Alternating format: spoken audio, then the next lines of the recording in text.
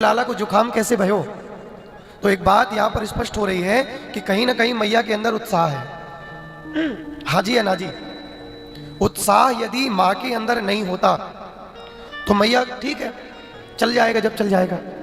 हकीकत तो यह है कि भगवान जब चलाना चाहेंगे वो तभी चलेगा, पूर्व निर्धारित है। लेकिन जब आपका उत्साह किसी भी क्रिया में जुड़ता है तो वो क्रिया आपकी कहीं ना कहीं बहुत श्रेष्ठ बन जाती है।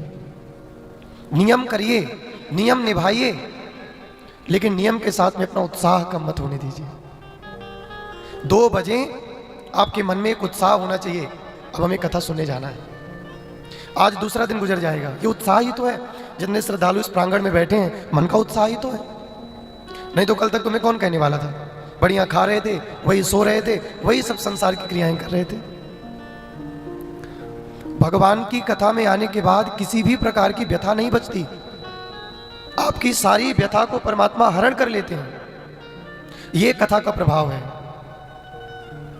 कथा सुनकर के जीवन बहुतों का परिवर्तित होता है, लेकिन यदि आपका उत्साह बना रहा तब। हम लोग नियम तो निभा रहे हैं। गुरु जी ने कह दिया इतनी माला जपनी है तो बंधन मान के माला जपने लग जाते, इतनी माला करनी है। मंदिर में मत्था टेकने जाना है, ठीक है कथा सुनाते हैं, 7 दिन हो रही है। यह नियम हुआ, उत्साह नहीं हुआ। लेकिन जिस दिन आपके अंदर उत्साह होगा, उस उत्साह आ जाएगा, उस दिन आप नियम नहीं निभाओगे। किसी के कहने से कोई काम नहीं करोगे, किसी के बुलाने से कोई काम नहीं करोगे, किसी के बैठाने से नहीं बैठोगे।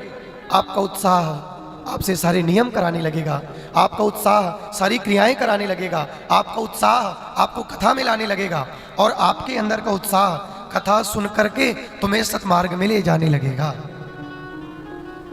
हमारी बात बहुत सावधानी से सुनना। जब मनुष्य गर्भ में आता है तो जन्म लेते ही उसके जीवन में 3 ऋण आ जाते हैं। 3 ऋण कौन से?